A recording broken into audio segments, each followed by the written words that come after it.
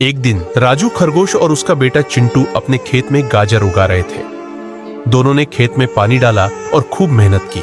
कुछ हफ्तों बाद फसल तैयार हो गई। तभी हरामी बंदर तलवार लेकर खेत में आ धमका। उसने बिना कुछ कहे सारी गाजरें काटनी शुरू कर दी। राजू ने उसे रोका तो गुस्से में बंदर ने उस पर हमला कर दिया। राजू जमीन पर गिर गया और चिंटू रोने लगा, लेकिन फिर उसने हिम्मत दिखाई और झट से जंगल पुलिस को फोन किया। कुछ ही मिनटों में पुलिस पहुंची और बंदर को पकड़ लिया और उसे जेल में डाल दिया। ये क्या? आपने इस बहादुर खरगोश के लिए एक लाइक नहीं किया?